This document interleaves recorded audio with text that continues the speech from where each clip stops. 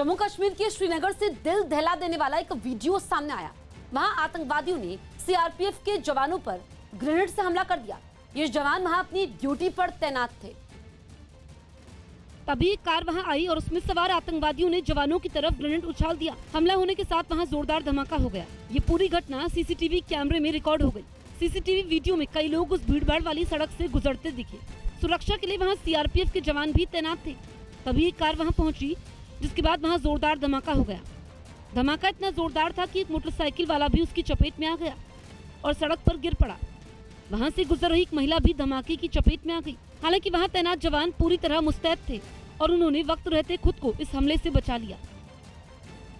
PM Narendra Modi ने अयोध्या के विकास कार्यों की समीक्षा बैठक की। वीडियो कॉन्फ्रेंसिंग के जरिए हुई इस बैठक में उत्तर प्रदेश के सीएम योगी आदित्यनाथ के साथ यूपी के डिप्टी सीएम केशव प्रसाद मौर्य और दिनेश शर्मा के साथ सूबे के कई बड़े अधिकारी भी शामिल हुए।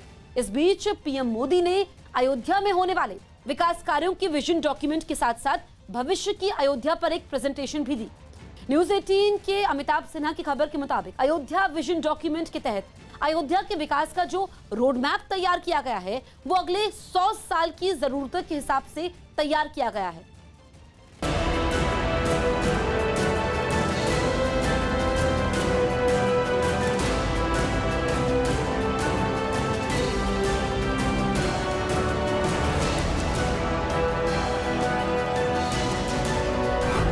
अयोध्या पर पीएम मोदी की समीक्षा बैठक। वीडियो कॉन्फ्रेंसिंग के जरिए हुई मीटिंग।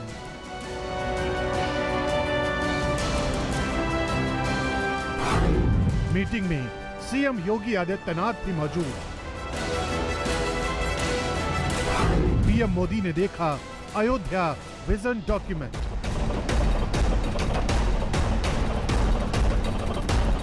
अयोध्या यानी जिसे हराया न जा सके, अयोध्या यानी मर्यादा पुरुषोत्तम भगवान राम की नगरी, अयोध्या यानी भारत की आध्यात्मिक कर्मभूमि। शनिवार को प्रधानमंत्री ने अयोध्या के विकास मॉडल के रोड मैप यानी अयोध्या के विजन डॉक्यूमेंट पर एक अहम बैठक की।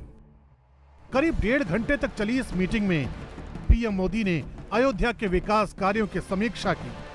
वीडियो कॉन्फ्रेंसिंग के जरिए हुई इस मीटिंग में उत्तर प्रदेश के सीएम योगी आदित्यनाथ, दोनों डिप्टी सीएम केशव प्रसाद मौर्य और दिनेश शर्मा समेत कई अधिकारी मौजूद रहे। इसके अलावा उत्तर प्रदेश के वित्त मंत्री सुरेश खन्ना, नगर विकास मंत्री आशुतोष टंडन, पर्यटन मंत्री नीलकंठ तिवारी, सिंचाई मंत्री महेंद्र सिंह, अयोध्या विकास प्राधिकरण के उपाध्यक्ष विशाल सिंह भी इस बैठक में शामिल हुए।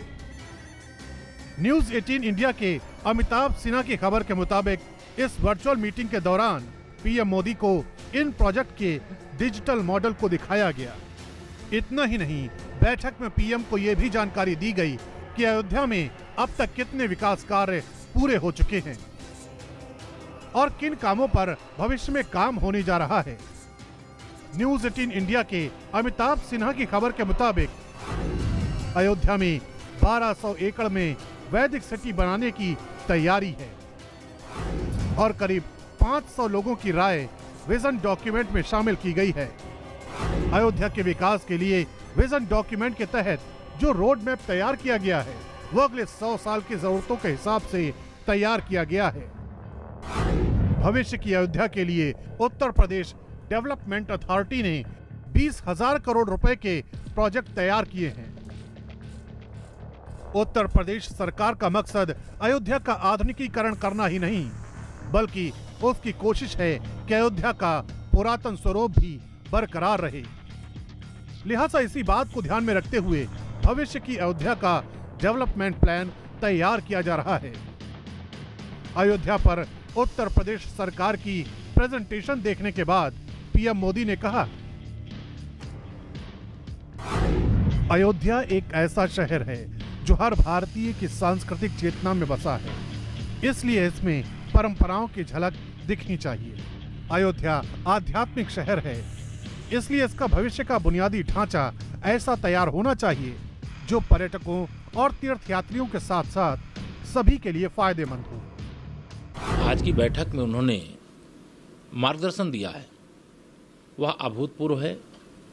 अयोध्या नाथ भगवान श्री राम ला की जन्मभूमि और वहाँ पर बनने वाला जो भव्य मंदिर है और उस भव्य मंदिर के साथ साथ और क्या क्या करना चाहिए उस पर बहुत सारी बातें बताई गई हैं, जिनकी मैं समझता हूँ कि अभी तुरंत चर्चा करना तो उचित नहीं होगा, लेकिन उन्होंने बहुत व्यापक विजन दिया है जो वर्तमान पीढ़ी और आने वाली 10 पीढ़ी के बाद के बीच कभी भी कोई अंतर ना हो। न्यूज 18 के अमिताभ सिन्हा की खबर के मुताबिक मोदी ने अयोध्या के विकास में युवाओं की भागीदारी पर भी जोर दिया है। अयोध्या का विकास इस तरह होना चाहिए कि आने वाली पीढ़ी को अपने जीवन में कम से कम एक बार अयोध्या आने की इच्छा महसूस हो। जिस तरह भगवान राम में लोगों को साथ लाने की क्षमता थी, उसी तरह अयोध्या के विकास कार्यों में जन भागीदारी होनी चाहिए, खास तौर से युवाओं की। अयोध्या शहर के विकास में युवाओं के कौशल का लाभ उठाना चाहिए।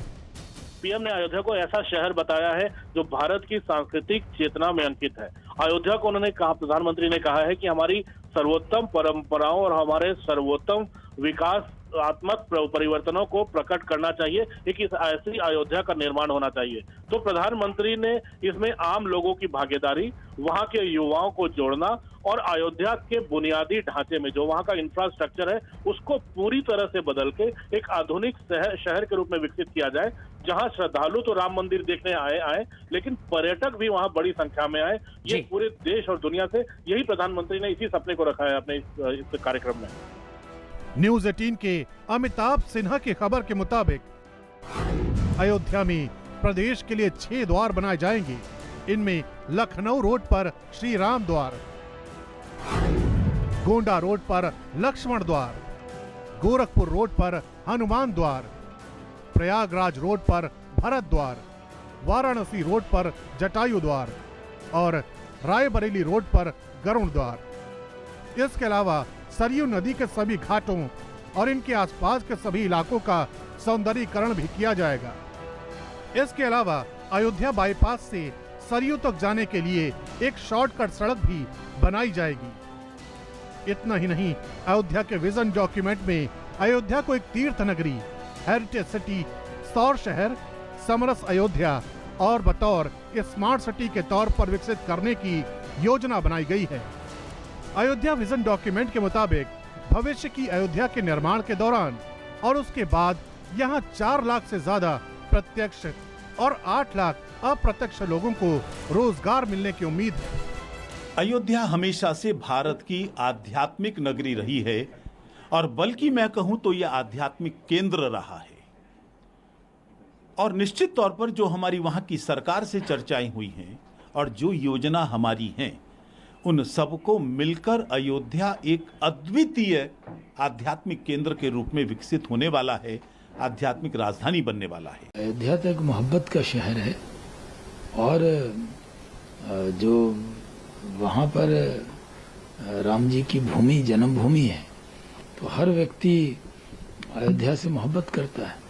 इसलिए जब अयोध्या पर फैसला आया था सुप्रीम कोर्ट का, तो सबने उसको स्वीकार किया था और वहाँ भव्य राम मंदिर बन रहा है। हर भारतीय के मन में बहुत उल्लास है। 5 अगस्त 2020 को प्रधानमंत्री नरेंद्र मोदी के राम मंदिर शिलान्यास के बाद से ही उत्तर प्रदेश के मुख्यमंत्री योगी आदित्यनाथ की अगुवाई में उत्तर प्रदेश की सरकार अयोध्या को दुनिया के सबसे बड़े धार्मिक पर्यटन केंद्र में बदलने के लिए काम में जुटी हुई है। यानी कहा जा सकता है कि आने वाले सालों में अयोध्या का स्वरूप भव्य होगा और उत्तर प्रदेश के मुख्यमंत्री योगी आदित्यनाथ अयोध्या को नई पहचान दिलाने की कोई कोर कसर नहीं छोड़ रहे हैं। सीएम योगी आदित्यनाथ के नेतृत्व वाली यूपी सरकार ने पहले ही घोषणा कर दी है कि राज्य सरकार हवाई, ट्रेन और सड़कों के माध्यम से शहर से कनेक्टिविटी को आसान बनाने के लिए कदम उठा रही है, जिसके तहत अयोध्या में जल्द ही एक अंतर्राष्ट्रीय हवाई अड्डा बनाया जाएगा।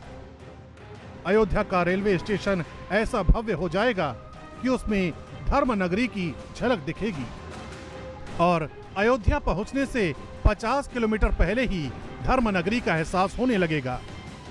सुहावल से विक्रम जोत तक अयोध्या धाम के लिए एक बाईपास के निर्माण का प्रस्ताव है। रायबरेली से अयोध्या तक की 4 लेन की सड़क का भी प्लान है। सरयू नदी पर एक आधुनिक सीवेज ट्रीटमेंट प्लांट की तैयारी है। यहाँ दशरथ महल, सत्संग भवन के साथ ही यात्री सहायता केंद्र और एक रैन बसेरा का निर्माण कार्य भी चल रहा है। प्रधानमंत्री नरेंद्र मोदी का भी लगातार अयोध्या में एक खास लगाव रहा है और वो भी शिलान्यास से लेकर अब तक के जिस तरह से अयोध्या में कार्य चल रहे हैं उनकी समय समय पर प्रगति लेते रहे हैं। बीते कुछ दिनों पहले ही जो प्रधानमंत्री नरेंद्र मोदी के सचिव रहे हैं नृपेंद्र मिश्रा, वो उन्होंने पिछले 14 और 15 जून को अयोध्या में एक अहम बैठक की थी, जिसमें अयोध्या में राम जन्मभूमि निर्माण समिति के साथ ही साथ जो ट्रस्ट है उसके पदाधिकारियों के साथ एक अहम बैठक की थी। अब अयोध्या बदल रही है। चारों तरफ सिर्फ नया निर्माण और पुनर्निर्माण हो रहा है। सैकड़ों साल पुरानी इमारतों की सूरत बदल रही है। संकरी गलियों के जगह चौड़ी चमचमाती सड़कें बनाई जा रही हैं। राम मंदिर के साथ साथ अयोध्या का भी कायाकल्प हो रहा है। इसके लिए सीएम योगी ने अयोध्या के प्राचीन, ऐतिहासिक, धार्मिक, आध्यात्मिक और सांस्कृतिक महत्व को देखते हुए काम शुरू कर दिया है और इस धर्म नगरी को आधुनिक सुविधाओं से लैस करने की पूरी तैयारी हो चुकी है। अयोध्या और पीएम नरेंद्र मोदी का एक खास रिश्ता रहा है। दरअसल 1991 में पीएम मुरली मनोहर जोशी के साथ बतौर एक कारसेवक अयोध्या आए थे और तब उन्होंने कहा था कि वो अगली बार तब अयोध्या आएंगे जब वहां राम मंदिर निर्माण कार्य शुरू होगा।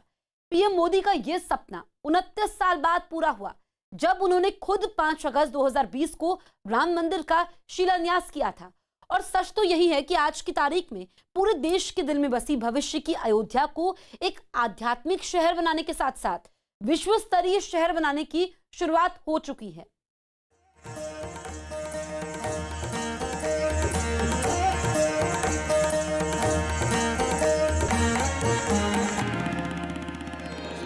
पाँच अगस्त 2020 को जैसे ही प्रधानमंत्री नरेंद्र मोदी ने मंत्रोच्चार के बीच भव्य राम मंदिर की नींव रखी, पूरा देश जश्न में डूब गया था।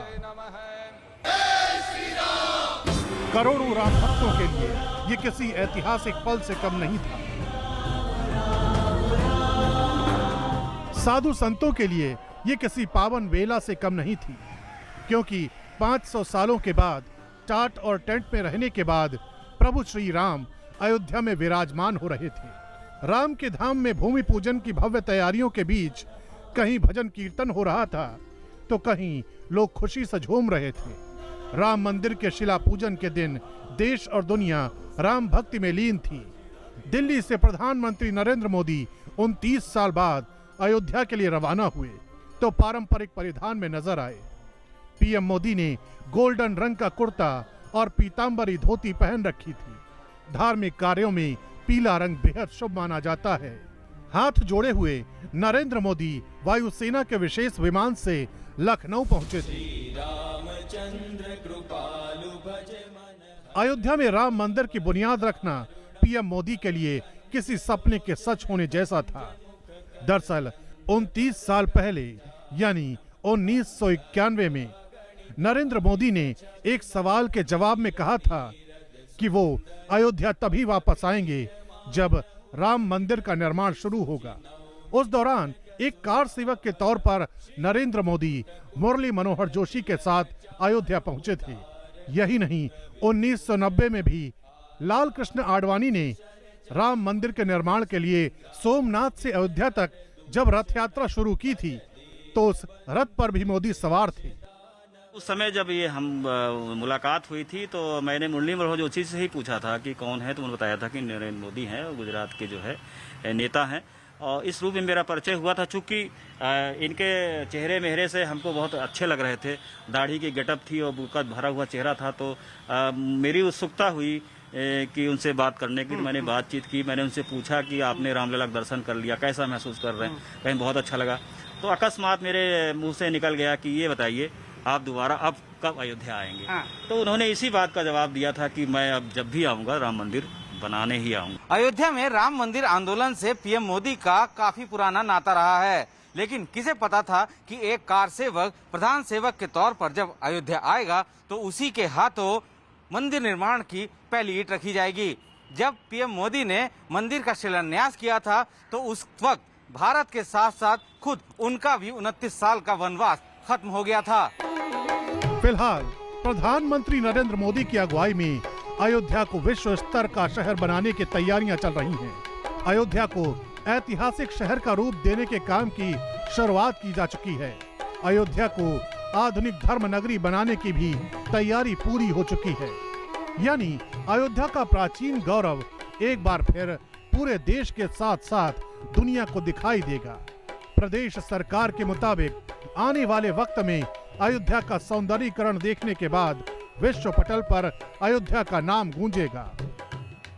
मुख्यमंत्री लगातार अयोध्या के विकास को लेकर जो परियोजनाएं चलाई जाती हैं वो नियमित तौर पर वो खुद समीक्षा करते हैं और इस बात को सुनिश्चित करते हैं कि अगर किसी भी तरह की किसी भी डिपार्टमेंट में कोऑर्डिनेशन की कमी है, कहीं पैसे की कमी है या प्लानिंग में कमी है तो उसको तत्काल दूर करके जो लक्ष्य है 2024 तक राम मंदिर निर्माण के साथ अयोध्या के भव्य निर्माण का, उसमें चाहे अंतर्राष्ट्रीय स्तर का एयरपोर्ट हो, अंतर्राष्ट्रीय स्तर की सड़कें हो, इन तमाम चीजों को पूरा करने के लिए लगातार योगी सरकार द्वारा प्रयास किया जा रहा है।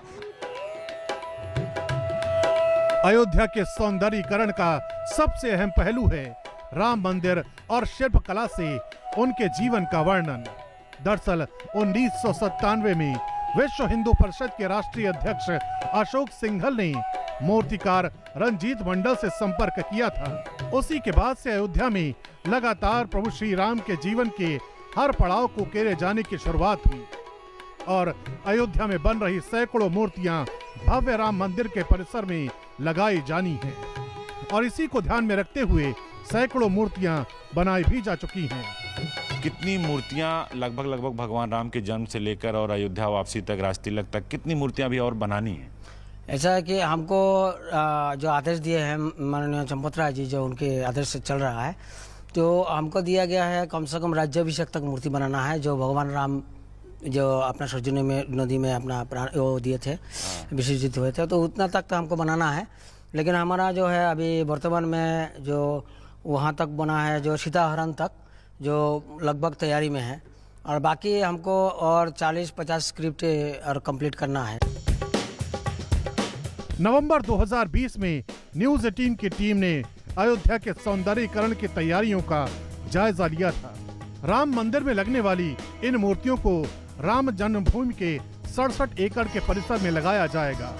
कुल 500 मूर्तियां बनाई जानी हैं, जिनमें से सैकड़ों मूर्तियों पर काम पूरा किया जा चुका है। इन मूर्तियों में भगवान राम के बचपन से जुड़ी हर कहानी शामिल है। मूर्तियों के जरिए चारों भाइयों को शिक्षा ग्रहण करते दिखाया गया है। इन मूर्तियों के जरिए ये भी बताया गया है कि कैसे प्रभु श्री राम ने ताड़का वध किया। अब तक जो राम मंदिर निर्माण को लेकर कार्य किया गया है वो किस स्टेज में पहुंचा है और कितना काम पूरा हुआ है, क्योंकि ये लक्ष्य रखा गया है राम जन्मभूमि तीर्थ क्षेत्र ट्रस्ट और निर्माण समिति द्वारा कि इसे 2024 के पहले पूरा किया जाए। वहीं दूसरी ओर अयोध्या में भव्य राम मंदिर निर्माण के साथ किस तरह से अयोध्या में अंतर्राष्ट्रीय स्तर की सुविधाएं मुहैया कराने के लिए अंतर्राष्ट्रीय स्तर की सड़कें बनाई जा रही हैं और किस तरह से जो अयोध्या जिस तरह से त्रेता युग में दिखती थी, जो दिव्यता और भव्यता थी, उसको इस्टेब्लिश करने के लिए अयोध्या और राम से जुड़े जो संदर्भ हैं उनको अयोध्या की दीवारों और उस पर उकेरा जाएगा। किस तरह से अयोध्या की जो सरयू नदी है उसके किनारे सरयू रिवर फ्रंट को डेवलप किया जाएगा। किस तरह से अयोध्या का जो पंचकोसी मार्ग है जहां पर हर साल करोड़ों लोग, लाखों लोग वहां पर जाकर परिक्रमा करते हैं, उसके चौड़ीकरण और सौंदर्यीकरण का कार्य किया जा रहा है। और किस तरह से अंतर्राष्ट्रीय स्तर के जो पर्यटन है, जो क्योंकि भगवान राम की करोड़ों लोगों में आस्था है, जो कि सिर्फ देश ही नहीं बल्कि विदेशों में रहते हैं, उनके अयोध्या पहुंचने के लिए अंतर्राष्ट्रीय स्तर का श्री राम के नाम से अंतर्राष्ट्रीय एयरपोर्ट का निर्माण किया जा रहा है, जो भी लगभग पूरा होने की कगार पर पहुंच चुका है। अयोध्या में भव्य राम मंदिर का निर्माण तो पहले से ही शुरू हो चुका है और अयोध्या में पिछले 4 साल से दिवाली पर होने वाले दीपोत्सव की शुरुआत ने इसे वैश्विक पहचान दिला दी है। सीएम योगी आदित्यनाथ के निर्देश पर पवित्र नगरी में दीपोत्सव और रामलीला जैसे आयोजन साल दर साल भव्य पैमाने पर आयोजित किए जा रहे हैं। विश्व प्रसिद्ध राम मंदिर धीरे धीरे निर्माण की ओर बढ़ रहा है तो अयोध्या शहर का रूप भी बदल रहा है, यानी अब वो आधुनिक अयोध्या बनने जा रही है जो पीएम मोदी और सीएम योगी के साथ करोड़ों देशवासियों का हमेशा से सपना रहा है।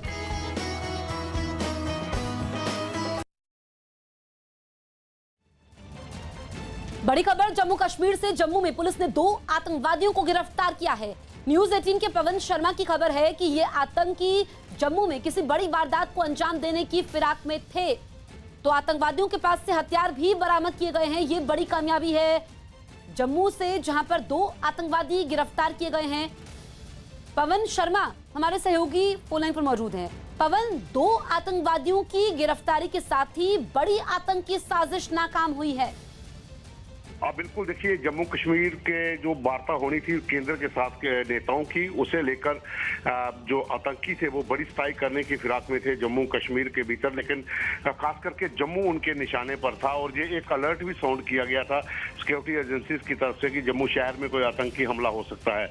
और उसके बाद ही सुरक्षा एजेंसियों और जम्मू कश्मीर पुलिस का एक पूरा नेटवर्क बिछाया गया था, जिसके तहत 2 आतंकी जो थे जो कश्मीर से जम्मू पहुंचे थे और यहाँ पर कोई बड़ा हमला करने की फिराक में थे, उनको दोनों को दबोच लिया गया है और उनसे हथियार भी बरामद हुए हैं। अभी उनसे पूछताछ चल रही है और भी कई बड़े खुलासे हो सकते हैं। और जम्मू कश्मीर पुलिस ने इनको नरवाल इलाके से गिरफ्तार किया है और उनसे हथियार भी बरामद हुए हैं। ठीक है पवन। हरियाणा के बहादुरगढ़ से हैरान करने वाला वीडियो सामने आया। वहां चप्पल बनाने वाली एक फैक्ट्री में जबरदस्त आग लग गई। बताया गया कि शॉर्ट सर्किट की वजह से आग लगी, जिसने देखते ही देखते पूरी फैक्ट्री को अपनी चपेट में ले लिया। वहां से जो तस्वीरें सामने आई उनमें वो फैक्ट्री धू-धू कर जलती दिखी। ऊपरी मंजिल से लपटों के साथ धुएं का गुबार निकलता नजर आया। फैक्ट्री में रबड़ और तेजी से आग पकड़ने वाला केमिकल भी मौजूद था, जिसकी वजह से आग और तेजी से भड़की। हादसे के वक्त फैक्ट्री में 50 से ज्यादा लोग काम कर रहे थे। हालांकि सभी को वक्त रहते सुरक्षित निकाल लिया गया। एमपी में रविवार का कोरोना कर्फ्यू हटाया गया। मध्य प्रदेश में रविवार को कोरोना कर्फ्यू हटा दिया गया है। अब लोग रविवार को भी सामान्य तरीके से आवाजाही कर सकेंगे और बाजार भी खुले रहेंगे। हालांकि प्रदेश के शहरी इलाकों में रात का कर्फ्यू अभी जारी रहेगा। राजस्थान सरकार ने अनलॉक 3 के लिए गाइडलाइंस जारी कर दी है। प्रदेश में डेल्टा प्लस वेरिएंट का मामला सामने आने के बाद पाबंदियों में ज्यादा छूट नहीं दी गई है।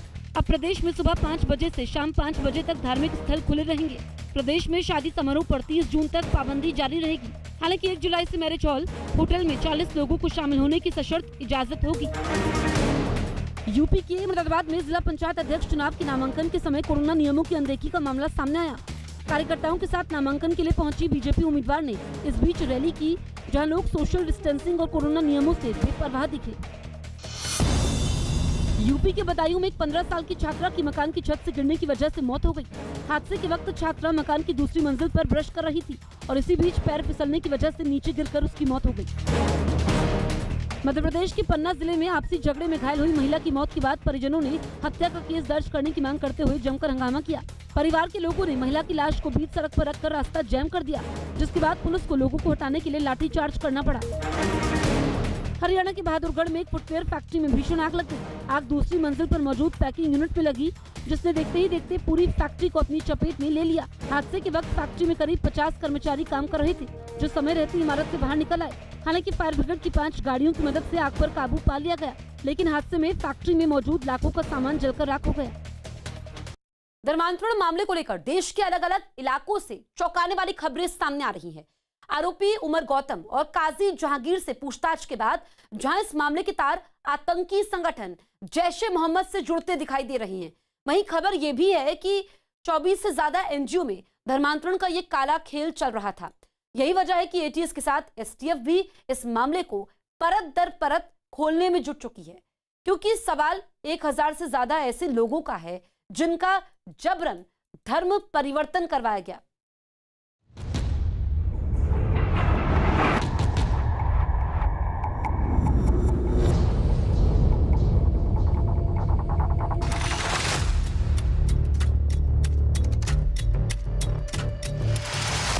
कहां कहां फैला धर्मांतरण का नेटवर्क।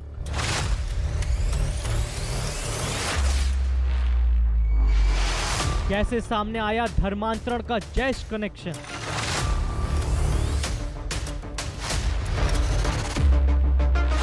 धर्मांतरण के बाजार का सबसे बड़ा गुनहगार। दिल्ली के जामिया नगर से निकली धर्मांतरण की कहानी अब जैसे जैसे आगे बढ़ रही है, वैसे वैसे इस कहानी में नए नए किरदार जुड़ते जा रहे हैं।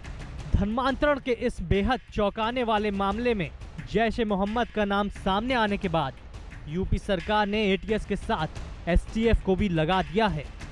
ये टीम देश के 24 राज्यों में उमर गौतम के रैकेट की तलाश में जुटी है। सूत्रों के हवाले से इस बात का पता लगा है कि उमर गौतम के 200 से ज्यादा करीबियों की लिस्ट और धर्मांतरण करवाने के दस्तावेज भी एटीएस के हाथ लगे हैं। न्यूज 18 की खबर के मुताबिक 24 से ज्यादा एनजीओ और संगठन जबरन धर्मांतरण कराने की साजिश में शामिल हैं, जहां से सबूत खंगालने के लिए एटीएस और एसटीएफ जगह जगह छापेमारी कर रही है। विदेशी फंडिंग के साथ यूपी एटीएस इस बात की भी जांच कर रही है कि विदेशी खातों से कौन हवाला के जरिए धर्मांतरण के मास्टरमाइंड उमर गौतम को पैसे भेज रहा था। ये तो स्पष्ट है कि धर्मांतरण तो हुआ है और उसमें फंडिंग भी जो है कंफर्म हो रही है। तो पहला तो बिंदु यह है कि ये फंड्स आ कहां से रहे थे। यूपी पुलिस को पता चला है कि धर्मांतरण का ये धंधा हिमाचल प्रदेश, हरियाणा, दिल्ली, उत्तर प्रदेश, राजस्थान, बिहार, झारखंड, छत्तीसगढ़, गुजरात, पश्चिम बंगाल, आंध्र प्रदेश, तेलंगाना, असम और केरल जैसे राज्यों में चलाया जा रहा है। इतना ही नहीं, इस नेटवर्क के तार सिर्फ भारत के राज्यों तक ही सीमित नहीं है, बल्कि गैर मुस्लिमों को जबरन इस्लाम कबूल करवाने का ये अमेरिका से लेकर खाड़ी देशों तक फैला हुआ है। जानकारी के मुताबिक अमेरिका, इंग्लैंड, पोलैंड, कतर और कुवैत से धर्मांतरण की इस कहानी के तार जुड़े हुए पाए गए हैं। इसके साथ जो है एटीएस के अलावा एसटीएफ भी लगाई गई है। हमारा इंटेलिजेंस का पूरा नेटवर्क है और एडीजी-एलओ को इस पूरे कार्य के लिए जो है कहा गया है कि वो पूरा इसकी समीक्षा दिन प्रतिदिन करें और मजबूती से इसको काम करें। दावा किया जा रहा है कि धर्मांतरण के ये धंधेबाज सिर्फ हिंदुओं को ही नहीं, बल्कि ईसाई, जैन और सिख परिवारों का भी बड़े पैमाने पर धर्मांतरण करा चुके हैं। खास बात ये कि दिल्ली के बाटला हाउस से उमर गौतम एक ऑफिस के जरिए इस नेक्सस को ऑपरेट कर रहा था। ये गिरोह मुकबदिर बच्चों को और बेबस महिलाओं को अपने निशाने पर रखता था। गिरोह का काम था कि ये मुकबदिर बच्चों को देश विरोधी गतिविधियों में झोंकना चाहता था। दावा किया जा रहा है कि अब तक इस गिरोह ने जितने भी लोगों का धर्मांतरण कराया है, उनमें से 55% इस गैंग की शिकार महिलाएं हैं। यूपी पुलिस का दावा है कि ये गिरोह 1000 से कहीं ज्यादा लोगों का अब तक जबरन धर्म परिवर्तन करा चुका है। बताया जा रहा है कि अब सरकार इन आरोपियों की संपत्ति की कुर्की कराने जा रही है। साथ ही सभी आरोपियों के खिलाफ राष्ट्रीय सुरक्षा कानून के तहत कार्रवाई की जाएगी।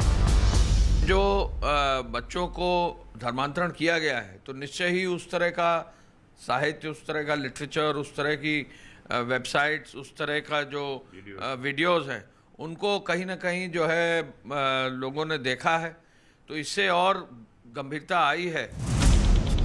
धर्मांतरण मामले की कड़ियां जैसे जैसे खुल रही हैं, वैसे वैसे चौंकाने वाली खबरों का पर्दाफाश हो रहा है। अब धर्मांतरण के तार यूपी के प्रयागराज से भी जुड़ते दिखाई दे रहे हैं। इस मामले की जांच में इलाहाबाद यूनिवर्सिटी के प्रोफेसर मोहम्मद शाहिद का भी नाम सामने आया है। आरोप है कि प्रोफेसर मोहम्मद शाहिद ने कानपुर की ऋचा का धर्मांतरण कराया, जिसके बाद ऋचा माहीन अली बन गई। ये वही प्रोफेसर शाहिद हैं जिन्हें पिछले वर्ष इंडोनेशिया से आए जमातियों को मस्जिद में छुपाने और उनसे जुड़ी जानकारी को छुपाने के आरोप में जेल भेजा गया था। हालांकि इस वक्त प्रोफेसर शाहिद जमानत पर बाहर हैं। इसी बीच कानपुर से एक ऐसे परिवार की कहानी भी सामने आई है जो धर्मांतरण के इस गिरोह का शिकार हुआ है। बताया जा रहा है कि इस परिवार का बेटा आदित्य गुप्ता अब अब्दुल कादिर बन चुका है। परिवार का आरोप है कि इलाके के ही कुछ लोगों ने जबरन आदित्य गुप्ता का धर्म परिवर्तन करा दिया है। तो ये किसी का नाम नहीं लेता था, डरता था या किसी दबाव में था, इसने नाम लिया कि कोई मोहम्मद वाशिफ करके एक डेफ बच्चा था, जो कि लगभग 2012 के समय में कोई एक बच्चा डेफ बच्चा ही उसके पास ले गया था। हलीम मुस्लिम इंटर कॉलेज में इसको पहली बार मिलवाया था। वहाँ पर इसके दिमाग में कुछ इस्लामिक बीज बोया गया था। तो आपने गुमशुदगी की जब रिपोर्ट तब तक आपको कुछ जानकारी थी क्या? कोई भी जानकारी नहीं थी इसकी। अच्छा, आपको क्या लगता है कि मतलब क्या आदित्य का ब्रेन वॉश किया गया है? हाँ, ब्रेन वॉश किया गया है। धर्मांतरण के इस मामले में लगातार मॉनिटरिंग कर रही यूपी सरकार का साफ कहना है कि दोषियों के खिलाफ सख्त से सख्त कार्रवाई की जाएगी। साजिश है हमारे देश के खिलाफ, हमारे देश में एक माहौल ख़राब करने की, और ये साजिश उन लोगों के दौर में शुरू हुई थी जो लोग आज हाशिए पर पड़े हैं। इसमें कांग्रेस है, उत्तर प्रदेश में समाजवादी पार्टी की सरकार थी। फिलहाल इस मामले में जांच एजेंसियां उस टेरर नेटवर्क से जुड़े लोगों को तलाश रही है जो न सिर्फ धर्म के नाम पर लोगों को बरगला रहे थे, बल्कि मासूम और बेबस लोगों को आतंकी वारदातों में भी शामिल करने की कोशिशों को अंजाम दे रहे थे। यही वजह है कि एजेंसियों के लिए उमर गौतम और जहांगीर इस केस की ऐसी कड़ी है जिनके जरिए गिरोह की जड़ तक पहुंचा जा सकता है। जम्मू से बड़ी खबर न्यूज 18 के पवन शर्मा की खबर है कि बीती रात करीब 2 बजे जम्मू एयरपोर्ट के टेक्निकल एरिया में एक हल्का ब्लास्ट हुआ है, जिसकी जानकारी मिलने पर जम्मू कश्मीर पुलिस और सुरक्षा एजेंसियां धमाके की जांच में जुट गई हैं। पवन हमारे सहयोगी फोन लाइन पर मौजूद है। पवन, इस ब्लास्ट के बारे में और क्या जानकारी मिल रही है? देखिए, ये घटना लगभग रात 2 बजे के करीब की है, जो जम्मू एयरपोर्ट जो काफी संवेदनशील इलाका है और उसके भीतर टेक्निकल एरिया है, जहां अक्सर वो वायुसेना के कंट्रोल में ये पूरा इलाका रहता है। और वहां पर रात 2 बजे के करीब एक हल्का विस्फोट हुआ है, जिसके बाद सुरक्षा एजेंसियां और सेना के अधिकारी बाद जम्मू कश्मीर पुलिस के लोग जो है वो मौके पर पहुंचे हैं। अभी इसकी जांच की जा रही है कि आखिर ये ब्लास्ट कैसे हुआ है, या फिर इंटरनल ब्लास्ट है, या कोई अपना कोई हथियार या गोला कोई था या उसका ब्लास्ट हुआ है, या फिर कहीं बाहर से फेंका गया हो। तो उसकी जांच अभी की जा रही है। सुरक्षा एजेंसियां मौके पर पहुंची हुई हैं, लेकिन ये लगातार एक ही दिन में अगर बात करें तो कल 2 आतंकी पकड़े जाना और दूसरा एयरपोर्ट के भीतर ब्लास्ट होना, कहीं ना कहीं इसके तार अगर जुड़ते हैं तो ये बड़ी चिंता का विषय होगा। लेकिन फिलहाल अभी तक इसकी सुरक्षा एजेंसियां जांच कर रही हैं कि आखिर ये ब्लास्ट कैसे हुआ है। ठीक है पवन, नजर बना रखिए, लौटेंगे हम आपके पास। पाकिस्तान के पीएम इमरान खान महिलाओं पर दिए अपने एक बयान के बाद चारों तरफ से घिरने लगे हैं। कराची में बड़ी तादाद में महिलाओं ने वहां के प्रेस क्लब के बाहर इमरान खान के खिलाफ प्रदर्शन किया और उनके इस्तीफे की मांग की। इन महिलाओं ने पाकिस्तान में महिलाओं के बुरे हालात पर सवाल उठाए और अभिव्यक्ति की आजादी की भी मांग की। इमरान खान ने एक टीवी चैनल को दिए एक इंटरव्यू में महिलाओं के खिलाफ यौन अपराधों पर विवादास्पद बयान दिया था। इमरान खान ने रेप के बढ़ते मामलों के पीछे महिलाओं के पहनावे को जिम्मेदार माना था, जिसके बाद इमरान खान का विरोध शुरू हो गया। अमेरिका के न्यू मैक्सिको से एक रोंगटे खड़े करने वाला वीडियो सामने आया। वहां एक हॉट एयर बलून हादसे का शिकार हुआ, जिसमें 4 लोगों की मौत हुई, जबकि एक बुरी तरीके से घायल हो गया। वहां से सामने आई तस्वीरों में ये बलून नीचे जमीन की तरफ गिरता नजर आया। बताया गया कि ये सभी लोग इस बलून में सवार होकर उड़ान भरने के लिए निकले थे, लेकिन कुछ ऊंचाई पर जाने के बाद वो बिजली के हाई टेंशन तार से टकरा गया। तार से टकराने के बाद बलून में आग लगी, जबकि उसका केबिन अलग होकर नीचे गिर गया। तस्वीरों में बलून का ऊपरी हिस्सा नीचे की तरफ गिरता दिखाई दिया। हादसे की वजह से वहां बिजली की सप्लाई पर भी बुरा असर पड़ा और करीब 13,000 घरों की बिजली ठप हो गई। बीते 7 महीनों से दिल्ली का बॉर्डर घेर कर बैठे किसानों ने शनिवार को आंदोलन में जान फूंकने की एक और बड़ी कोशिश की। आंदोलन के 7 महीने पूरे होने के मौके पर किसानों ने पूरे देश में न सिर्फ रैलियां निकाली, बल्कि राजभवन तक पहुंचने का ऐलान करके सरकार के बंदोबस्त को चुनौती तक देने की कोशिश की। पूरे देश के अलग अलग हिस्सों में किसानों का आंदोलन आमतौर पर शांतिपूर्ण ही रहा, लेकिन पंजाब की तस्वीर कुछ अलग ही कहानी बयां कर रही है।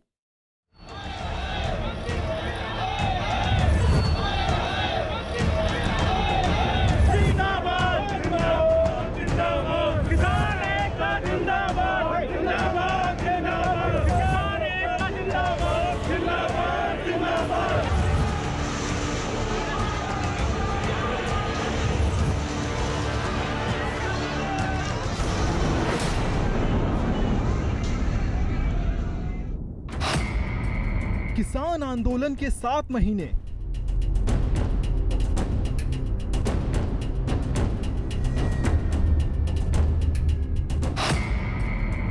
सड़क पर फिर आए किसान।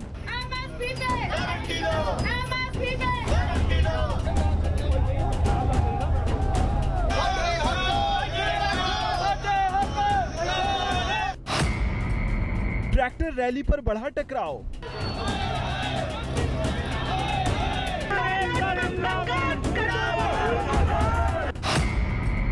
पंजाब में किसानों का नया संग्राम।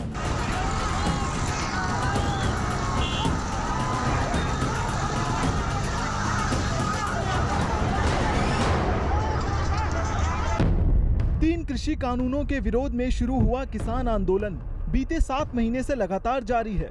आंदोलन को शुरू हुए इतने दिन भले ही बीत गए हों, लेकिन किसान तीनों कानूनों को वापस ले जाने की मांग पर अब भी अड़े हुए हैं। शनिवार को 3 कृषि कानूनों के खिलाफ दिल्ली की सीमाओं पर चल रहे किसान आंदोलन के 7 माह पूरे हो गए।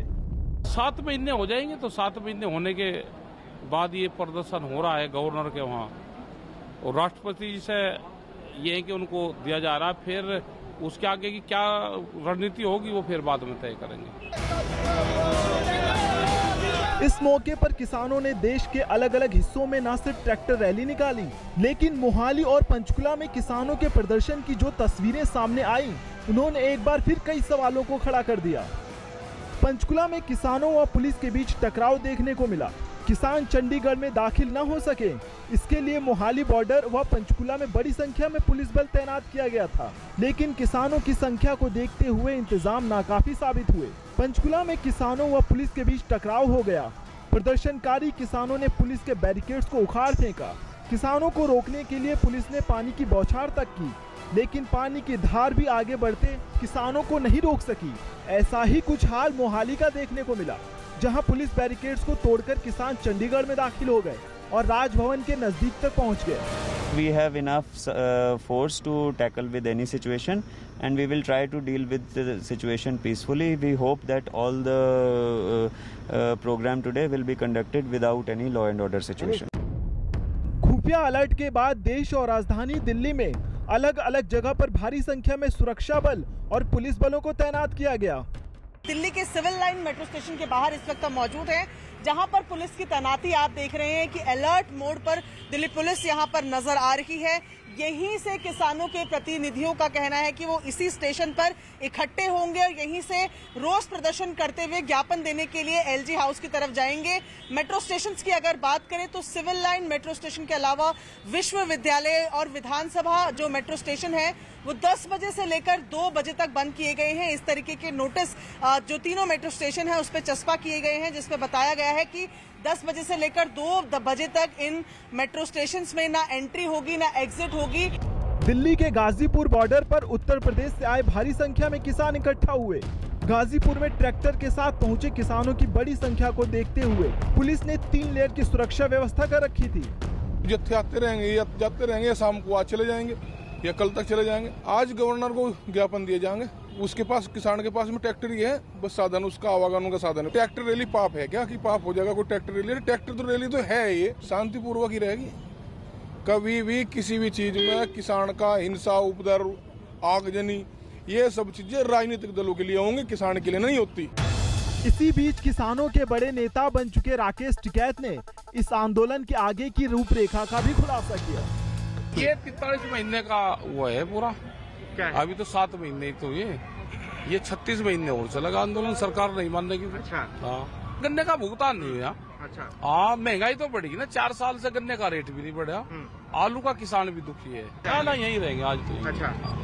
जबकि दूसरे किसान नेताओं ने इस प्रदर्शन और आंदोलन को आने वाले चुनाव के लिए किसानों की रणनीति बताई। आंदोलन की शुरुआत मध्य प्रदेश से हुई है। आंदोलन पूरी तरह गांधीवादी, अहिंसात्मक है, आगे भी रहेगा। पर जब आंदोलन लंबा चलता है तो कुछ ना कुछ विसंगतियां सत्ताधारी दलों के द्वारा पैदा की जाती हैं। इस बीच दिल्ली में 10 किसानों का एक दल उपराज्यपाल अनिल बैजल से मिलने राज्य भवन तक पहुंचा, लेकिन वहां सिर्फ 2 ही किसान नेताओं को भवन के अंदर जाकर उपराज्यपाल के प्रिंसिपल सेक्रेटरी को ज्ञापन सौंपने की अनुमति मिली। उधर देश के अलग अलग हिस्सों से भी किसानों के रैली निकालने और राज्यपाल तक अपनी बात पहुंचाने की खबरें मिलती रहीं। जयपुर में शहीद स्मारक से सिविल लाइन फाटक तक किसानों ने मार्च निकाला। इस दौरान कुछ प्रदर्शनकारियों ने बीजेपी के दफ्तर में घुसने की कोशिश की, लेकिन सुरक्षा पहले से ही पुख्ता थी। 7 महीने से ये सरकार तानाशाही रूप से अघोषित आपातकाल लगा रखी है, इसलिए हम राजभवन का घेराव कर रहे हैं, राष्ट्रपति जी को रोष पत्र भेज रहे हैं। जबकि कर्नाटक में राजभवन का घेराव करने निकले किसानों में से 50 किसानों को पुलिस ने शांति भंग करने के इल्जाम में गिरफ्तार भी कर लिया। बहरहाल हरियाणा, पंजाब और पश्चिम उत्तर प्रदेश के किसान और सरकार के बीच अब भी गतिरोध बना हुआ है और लोगों को इसी गतिरोध के टूटने का इंतजार है, ताकि उन्हें रोज रोज की आशंकाओं के बीच से होकर ना गुजरना पड़े। महाराष्ट्र के सिंधुदुर्ग से एक रोंगटे खड़े करने वाला वीडियो सामने आया। वहां 2 लड़के पानी के तेज बहाव में फंस गए। बताया गया कि दोनों मस्ती करने के लिए झरने के पास गए थे, लेकिन तभी वहां पानी का बहाव तेज हो गया और दोनों वहीं फंस गए। लड़कों की जान मुसीबत में देख आसपास मौजूद लोग भी वहां पहुंचे और उनको बचाने की कोशिश शुरू की। लड़के किसी भी वक्त बहाव में समा सकते थे। ऐसे में कुछ लोग जान जोखिम में डालकर पानी के बीच उतरे और लड़कों की तरफ एक रस्सी फेंकी। इस रस्सी के सहारे लड़कों को किनारे की तरफ खींचना शुरू किया गया। हालांकि बहाव इतना तेज था कि उनके लिए किनारे तक पहुंचना भी मुश्किल हो गया, लेकिन काफी देर की मशक्कत के बाद किसी तरह दोनों को बचा लिया गया। दरभंगा रेलवे स्टेशन पर एक पार्सल से आवाज आने के बाद बम की अफवाह फैल गई। बिहार के दरभंगा रेलवे स्टेशन पर बम की अफवाह से अफरा तफरी मच गई। मोबाइल डिवाइस के एक पार्सल से आवाज आने के बाद बम निरोधक दस्ते की मदद से पार्सल की जांच की गई, जिसमें कोई संदिग्ध सामान नहीं मिला। दरअसल आवाज पार्सल में मौजूद ब्लूटूथ डिवाइस से आ रही थी, जो पार्सल को जमीन पर पटकने से ऑन हो गया था।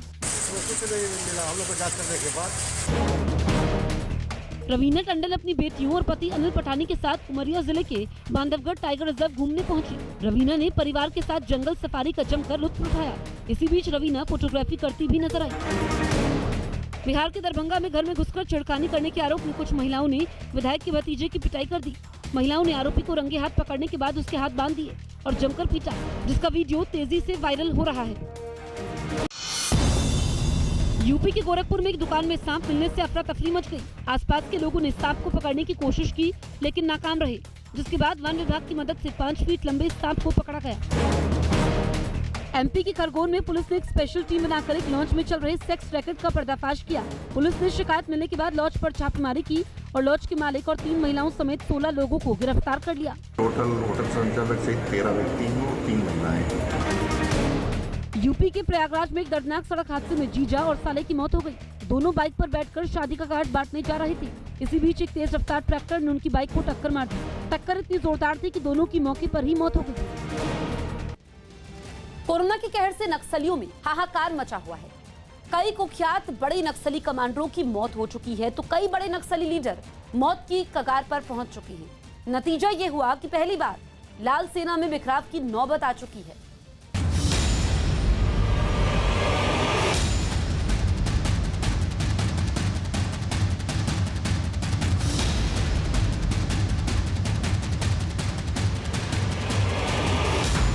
लाल सेना में हाहाकार।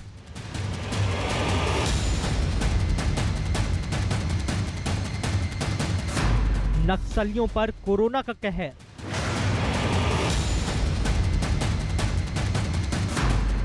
बारह नक्सली कमांडरों की मौत। 25 से ज्यादा नक्सली कमांडर बीमार।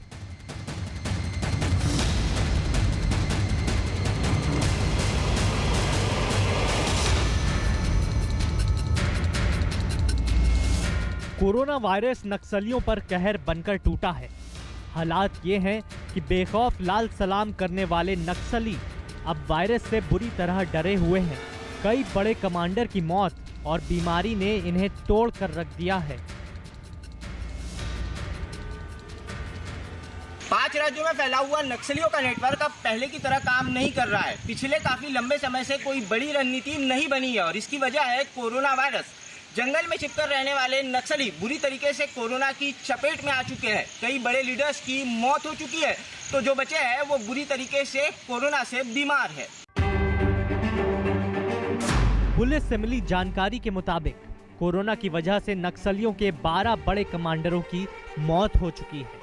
25 से ज्यादा बड़े कमांडर बुरी तरह बीमार हैं और मरने की कगार पर पहुंच चुके हैं। मरने वाले कई कमांडरों के पास कई अहम जिम्मेदारियां थीं। कोरोना की वजह से नक्सलियों की सप्लाई चेन टूट चुकी है।